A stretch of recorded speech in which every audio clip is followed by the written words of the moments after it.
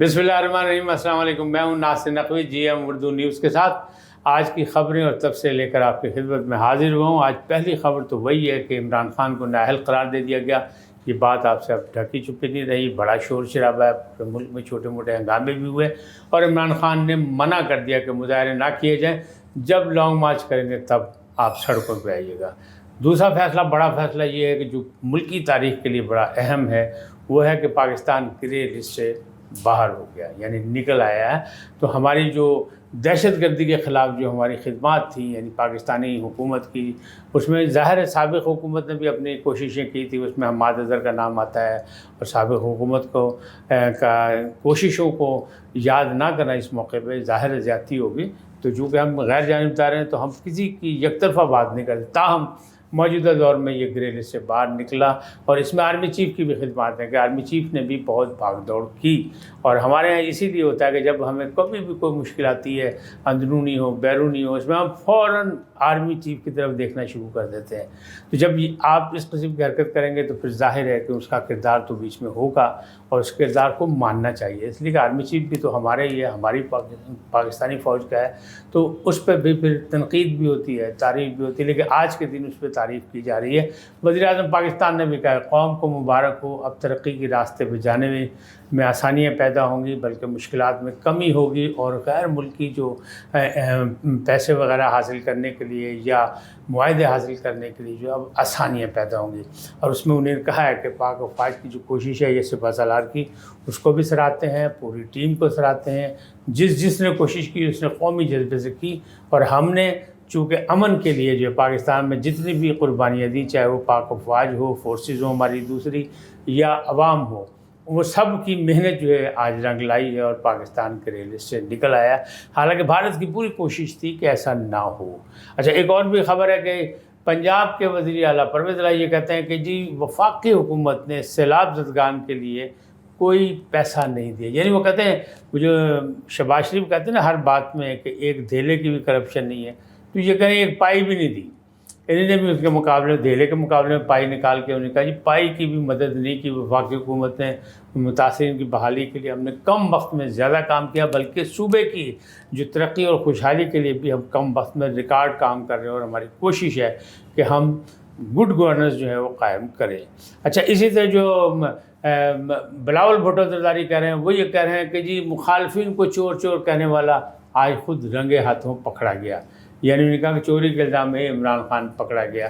अच्छा, मुख्तलिफ राय है इस मामले में कि ये फ़ैसला जो आया इस पर क्या होगा क्या नहीं होगा, इसके असरात क्या होंगे। शेख रशीद साहब पिंडी बॉय, उसका दावा ये है कि इमरान खान के ये हक़ में फ़ैसला आया है, इसका इमरान खान को फ़ायदा होगा, इमरान खान को नुकसान नहीं होगा। इमरान खान लॉन्ग मार्च की कॉल देंगे तो पाकिस्तान की तारीख़ की सबसे बड़ी लॉन्ग मार्च होगी और उसका रिज़ल्ट भी निकलेगा। और उनका कहना ये है कि ये सुप्रीम कोर्ट जाएंगे तो पहली ही पेशी में ये फ़ैसला उड़ जाएगा। अच्छा, उड़ेगा या नहीं उड़ेगा, फ़िलहाल तो इसने अनरेस्ट पैदा कर दिया सियासत में, बल्कि सियासत के सारे दरवाजे बंद करके सिर्फ एक सामने बात आई कि जी इमरान खान जो नाअहल हो गए। और पाकिस्तान के तीसरे वज़ीर-ए-आज़म में जो नाअहल हुए हैं, नवाज शरीफ भी इस हादसे का शिकार हुए और यूसुफ रज़ा गिलानी भी नाअहल हुए थे और अब इमरान खान नाअहल हो गए। कल क्या होता है ये तो कल की बात होगी, लेकिन जो फैसला आया है वो उसमें तो वो नाअहल हो गए तोशाखाना केस में। और इमरान खान साहब भी कह रहे हैं कि नहीं, ये नाजायज़ फ़ैसला हुआ, क्योंकि इससे पहले जरदारी साहब और नवाज शरीफ साहब भी तोशाखाने से मुख्तलिफ़ चीज़ें ले गए, लेकिन उनके केस जो हैं अभी तक सुने भी नहीं गए। इलेक्शन कमीशन जो है वो जानिबदार है, लिहाजा मैं इसको तस्लीम नहीं करता। मैं अदालती कार्रवाई करूँगा और अपनी बेगुनाही के सबूत पेश करूँगा। अच्छा, कल क्या होता है, कल फ़ैसला उनके हक़ में आता है या फ़ैसला कैंसिल हो जाता है, जो भी है। फ़िलहाल तो ये है कि इमरान खान साहब जो है वो नाअहल हो गए और उनका कहना भी यही है कि हमें उम्मीद भी इलेक्शन कमीशन से यही थी कि यही फ़ैसला आएगा, इसलिए कि ये PDM की B टीम है। उन्हें साफ ही कह दिया कि इलेक्शन कमीशन जो है वो PDM की B टीम है। PDM भी नाकाम हुआ तो कहते हैं इलेक्शन कमीशन भी नाकाम होगा, अदालतें जो हमें रिलीफ देंगी और हमारे हक़ में फ़ैसला होगा। और हम हकीकी आज़ादी की बात कर रहे हैं तो हकीकी आज़ादी मार्च भी होगा और हकीकी आज़ादी लेकर रहूँगा। बल्कि उन्होंने ये कहा कि मैं जब तक ज़िंदा हूँ ये तहरीक जारी रहेगी। यानी उनको ये उम्मीद नहीं है कि जल्द से जल्द उनकी तहरीक कामयाब हो जाएगी। वो कहते चाहे देर लगे, चाहे जितना मर्ज़ी वक्त लगे, लेकिन मैं पाकिस्तानी अवाम के लिए हकीकी आज़ादी की तहरीक को جاری رکھوں گا۔ اچھا، اسی طرح جو ہے پاکستان کا پہلا سند یافتہ چور کہتے ہیں پکڑا گیا، یہ مریم نواز صاحبہ کہہ رہی ہیں۔ اب ملے جلے تاثرات ہیں، جو حکومتی احمایتی ہیں وہ عمران خان کے خلاف بیان دے رہے ہیں، اور کوئی ان میں کسی قسم کا صبر و تحمل نہیں ہے، بلکہ ایک سیاسی گول ہے۔ مولانا فضل الرحمان نے بھی لوگوں کو مبارکباد دے دی کہ بڑا زبردست فیصلہ آیا الیکشن کمیشن کا، لیکن حقیقت یہ ہے کہ دوسری جانب سے جو ہے وہ اس سے زوردار بیان ہے۔ فواد چودھری کہہ رہے ہیں کہ قوم کے منہ پہ تماچا ہے یہ فیصلہ، اور یہ ناجائز فیصلہ ہوا ہے۔ ملک کے ایک مقبول وزیر اعظم، سابق وزیر اعظم پر یہ جو فیصلہ کیا گیا، ان کو نااہل کیا گیا، یہ زیادتی ہے، اور عوام کو سڑکوں پر نکل آنا چاہیے۔ پرویز خٹک نے بھی اسی طرح ملے جلے جذبات کا اظہار کیا۔ اعجاز چودھری بھی بہت ناراض ہوئے، بلکہ یہ دونوں تو الیکشن کمیشن کے اندر یعنی جنگلے پھاند کے پہنچ رہے تھے، اور وہاں مسئلے مسائل کھڑے ہوئے۔ اسلام آباد میں بھی چھوٹی سی لڑائی جھگڑا بھی ہوا، وہاں فائرنگ بھی ہوئی، لیکن مجموعی طور پہ جو ہے وہ اتنا رد عمل نہیں ہوا جتنا ہونے کی توقع تھی۔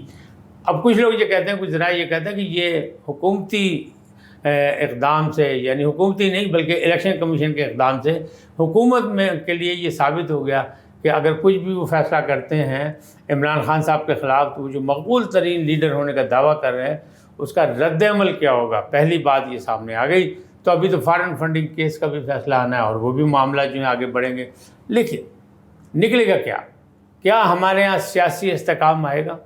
پہلی بات تو یہ کہ گرے لسٹ علی، دوسری بات یہ کہ سپہ سالار نے کہہ دیا کہ 5 ہفتوں میں میں ریٹائرمنٹ اختیار کر لوں گا، اور فوج کا کردار جو ہے وہ سیاست میں نہیں ہونا چاہیے، اور بعد میں بھی سیاست میں نہیں آئے گی فوج، لیکن جہاں مدد ہوگی تو انہیں کا ریاست کے چلانے کے لیے ریاست کے ریٹ کا بہت ضروری ہے کہ آئین اور قانون کے مطابق جو ہے اس کی پاسداری کریں تمام سیاسی جماعتیں۔ یہ انہوں نے تھوڑا سا لوگوں کو مطلب پیغام بھی دیا ہے۔ اچھا، یہ ساری چیزیں اگر آپ دیکھیں تو اس انداز کو جب آگے بڑھائیں گے آپ، تو ہمارا اور آپ کا نقطہ نظر ایک ہی ہے کہ معاشی استحکام آئے، اور ریاستی استحکام آئے، اور سیاسی استحکام آئے۔ یعنی بحران سیاسی ہو، میں کہتا ہوں وہ معاشیت کے ساتھ جڑا ہوا ہے، اور معاشی استحکام جو ہے وہ سیاست کے ساتھ جڑا ہوا ہے۔ جب تک یہ دونوں چیزیں ٹھیک نہیں ہوں گی، مملکت جو ہے ترقی اور خوشحالی کی راہ پہ گامزن نہیں ہو سکتی، عام آدمی کو اس کے مثبت نتائج نہیں مل سکتے۔ تو جب عام آدمی کو ریلیف نہیں ملے گا تو پھر مملکت کے معاملات کیسے چلیں گے، اور حکومتی ریٹ کس طرح قائم رہے گی؟ یہ سوچنے کی بات ہے۔ گڈ گورننس کی بات جب کرتے ہیں تو پھر ہمیں کچھ کر کے بھی دکھانا ہوگا، چاہے حکومت کسی کی بھی ہو، پیپلز پارٹی کی ہو یا نون لیگ کی ہو یا تحریک انصاف کی ہو، سب کے سب۔